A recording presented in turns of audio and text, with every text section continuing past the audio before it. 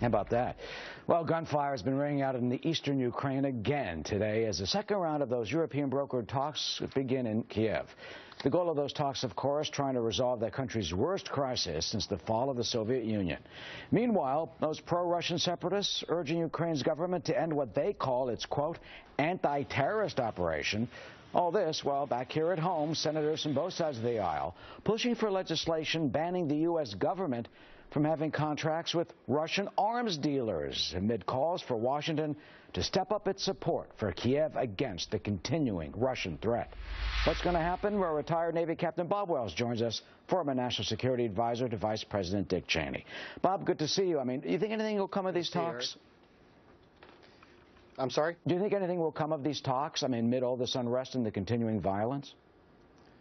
I do, but I also think it's important to realize the core point. That is, Vladimir Putin wants to essentially use all elements of his national power in Russia, economic power, political power, military power, to coerce. He's really a great orchestrator, and he's got a particular objective in mind, and that is to influence events inside Ukraine.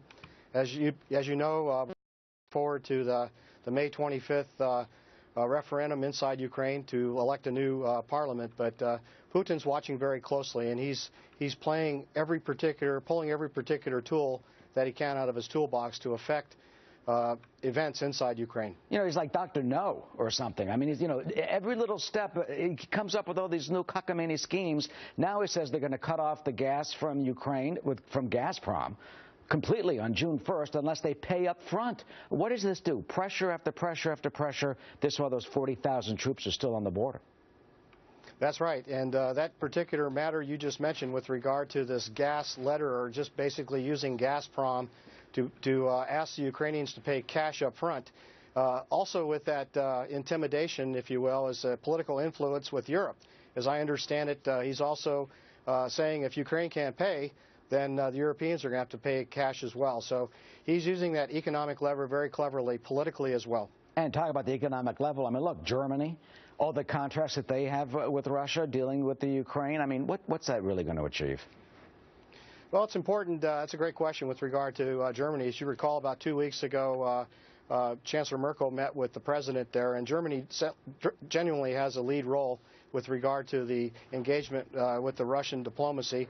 The United States is hopeful that the Germans will at least try to mitigate some of the intent inside the European Union with regard to Vladimir Putin, making sure Europe has a stronger front against Putin's objectives. But the game is still influencing Kiev.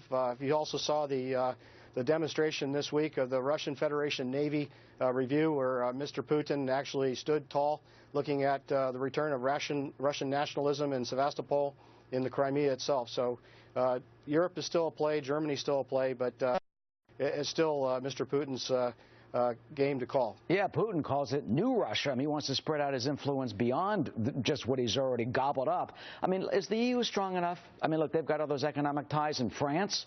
I mean, France is, what, they're selling 2 warships to Moscow in the middle of all this. That's a very troubling development. I don't think the European Union is strong enough. I think they'll try to find a way around it. That's a traditional way that they've done things. I think it's imperative for the United States to demonstrate strong leadership using our particular leverage, if you will, for national security policy, using our political leverage, working with our allies, working with the European Union, working with NATO. Also looking at our economic leverage, continuing on sanctions that may do a little bit more to get Mr. Putin's attention. So far, they've been targeted sanctions for the close inner sanctum of Mr. Putin, but there can be other measures that could be taken. And do you think the White House, the administration, is displaying that strong leadership, as you say? I mean, look, yesterday in the Wall Street Journal, the op-ed page, the Ukrainian defense and security minister, I mean, he says, please, pleading in the pages of a newspaper for American help, for night vision goggles, for bulletproof vests. Should we arm Ukraine, and have we done enough? I don't think we've done enough. I think we should continue to have a very strong defense cooperation relationship with Ukraine. I also think we're doing something economically which is very important, and that's supporting the International Monetary Fund loans to keep Ukraine financially at par with what the Russian intentions are trying to achieve. That's very critically important. It also gives time for the OSCE, the Organization of Security Cooperation in Europe, to put their monitors on the ground inside Ukraine so that the elections go through, get a new parliament inside Ukraine, buy Ukraine some time. I think that defense cooperation knows an important part of that. All right, that's a very good point, and we'll see as these elections are looming. Bob Wells, thank you. Good to see you as always. Thank you, Eric. And tomorrow morning.